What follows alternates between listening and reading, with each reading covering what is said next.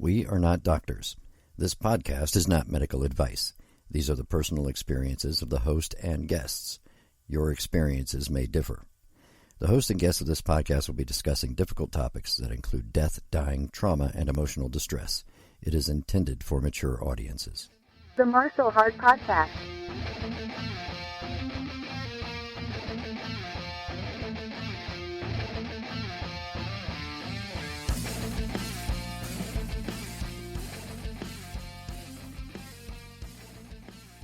Hello, everybody, and welcome back to the podcast. I am your host, Ross. I don't know, the intro is kind of growing on me. I have some other things coming in soon that we're going to try. But I don't know. Who knows? I don't know. Feedback, maybe. It's a cheap little intro thing. So it's fine. But, I don't know. It needs to improve, so we're gonna work on that a little bit.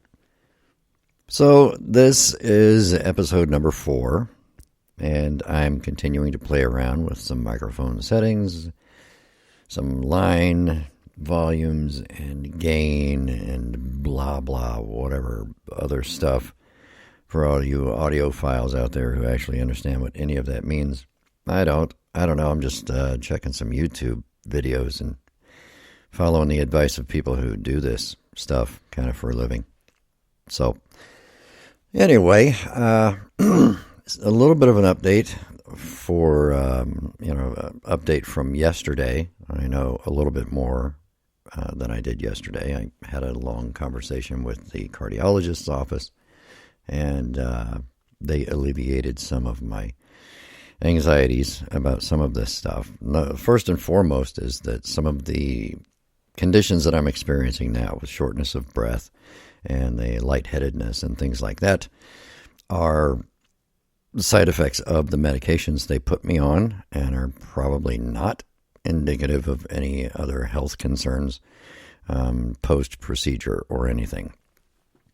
So it looks like the medicine is what's screwing me up right now. And that's pretty common, but the medicine I'm on now, the cardiologist's nurse said that they typically leave new patients on this immediately following a heart attack and a heart procedure of some sort for about 30 to 60 days, and then they switch you over to a different medicine that doesn't have those side effects. But this one, especially post-procedure and immediately following a heart attack, is supposedly better until, you're able to go on to the other medicine, which won't have those side effects, like dizzy spells and shortness of breath. So I'm glad that those are medicine-related, side effects-related, and not, telling me, I still have some sort of a condition I'm going to have to deal with every day. Because that was one of the anxieties that I was having, because people were telling me you should feel a lot better as far as your heart is concerned because of the blood flow improvements and so on and so forth. And I'm kind of at this point going, no, not really. I don't really feel that different. I still feel better than when I was having a heart attack, as you can imagine. But it's, I don't know, it's so-so. But we're getting better. And I was told, I think yesterday, we had my cardiac rehab scheduled to begin on the 11th, and we've moved that up to the 4th. So starting on the 4th, I'll begin cardiac rehab at a local cardiac rehab place. That's not too far from here, so it's going to be fairly convenient. But I was told to not go back to work until after my follow-up appointment with the cardiologist on the 10th. So I'm going to start cardiac rehab on the 4th.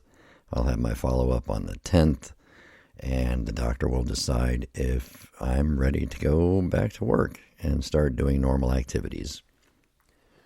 They did tell me to start walking, start doing some moderate exercise things like just going for a walk. So for 5 minutes a day, They said 3 or 4 days a week for now. There's no need to push it, but just start off with just going for a walk. Not a brisk walk or fast walking, just a normal walk, at a normal walking pace for about 5 minutes, and see how I tolerate that. And as we go along, it will just increase, and increase the duration and just get my heart used to exercising again, moderately. And as they said, it's going to be a slow process, so it will be weeks before I'm able to get back into any sort of a regular exercise routine like I was doing before. But it's a positive,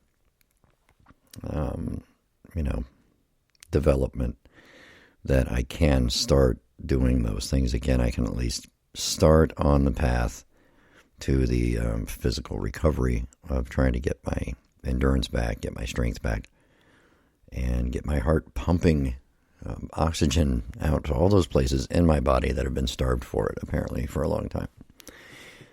And hopefully I'll be able to keep going with that. But that's what this podcast is about anyway, isn't it?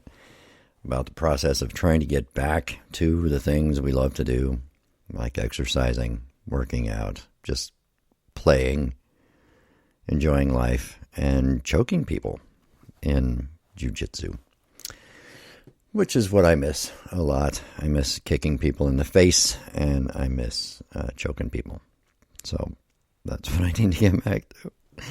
It's fun. You can't judge me, because unless you've done it, you don't understand. It's fun. It's a fun thing to do.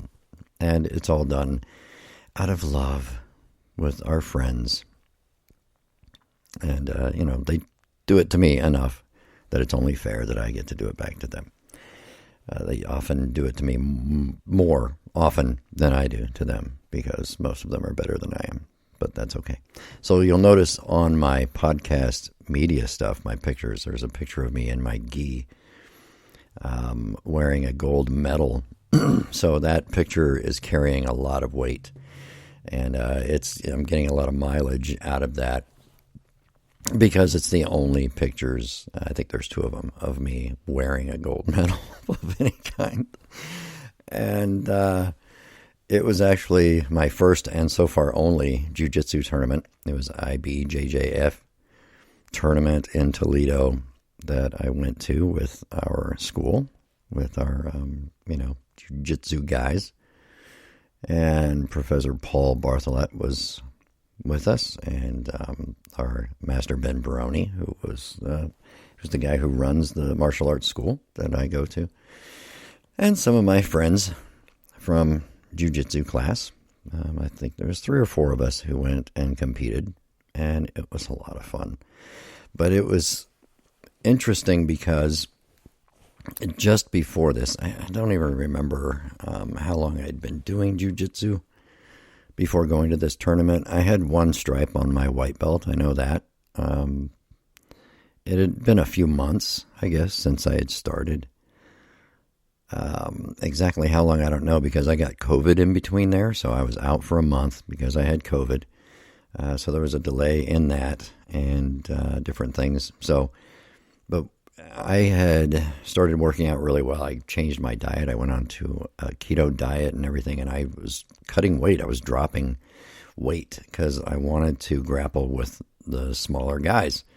And over the years, I had packed on some pounds, and I was about 190, and I had been slowly losing weight and getting back in shape and trimming down. And when I started jiu-jitsu, I think I was down to about 174, 175.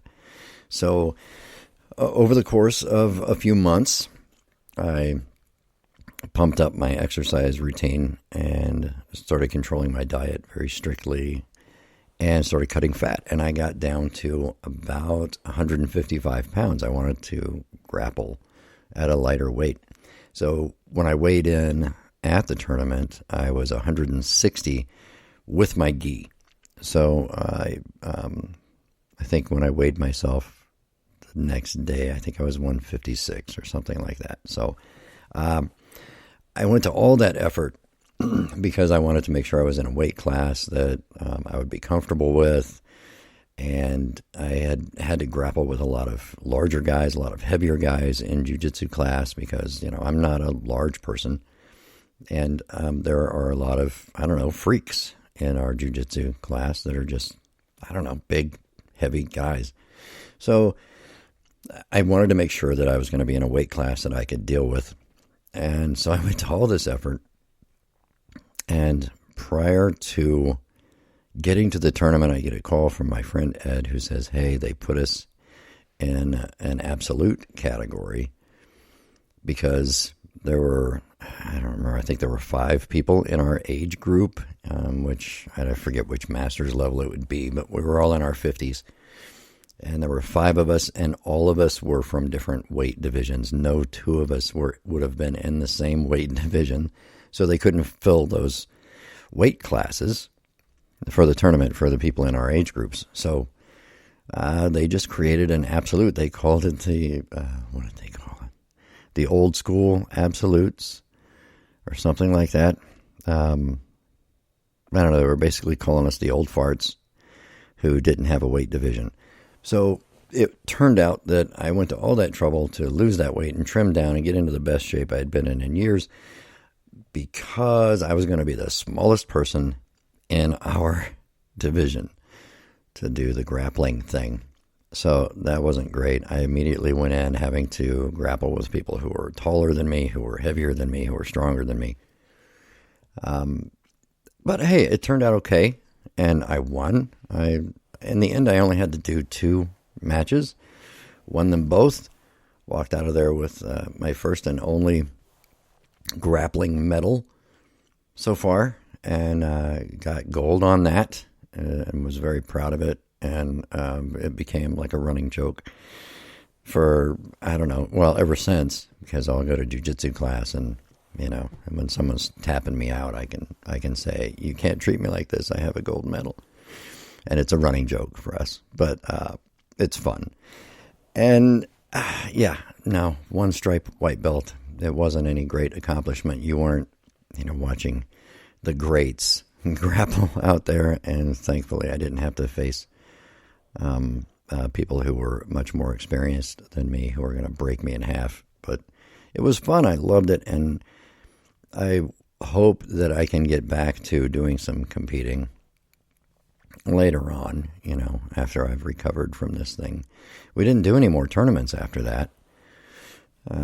Not while I was there. There were different times I was out for injuries and things, but I don't think we went to any other tournaments as a school since then. But hopefully we will in the future, because I would really like to compete again and maybe win some more medals. I got lucky. I know. I got lucky. I came out of a tournament with a gold medal, and I may never see a gold medal again. But that's why that picture's up there, because it's the only one of me competing and accomplishing anything. Earlier that year, I went to a karate tournament, which was something, because I've been doing karate classes too, and I hadn't been to a karate tournament, and I'm not even exaggerating, in 40 years almost, 35 at least. I was a teenager the last time I had gone to a karate tournament. And so I came out of there with a first place trophy in the kata and a 3rd place in sparring. And I had to spar a bunch of upper belts because I was the only one at my belt level that wanted to compete in this sparring. So it was one of those things, and I wound up with a bronze medal for the sparring, but a first place trophy for the kata. So it had been a good year for me as far as competitions went, and everything has gone downhill since then. But I'm hoping to get back to some of that. But I get to start exercising again, moderately, and we'll see how it goes, and I'll keep everybody posted. And I hope you're enjoying this, and this will be episode 4, and we'll be back with episode 5 soon enough, and here's some, outgoing music, and new stuff coming. It should be a day or two, and I'll have some new intro and outro music that we're going to try. Till then, Bye.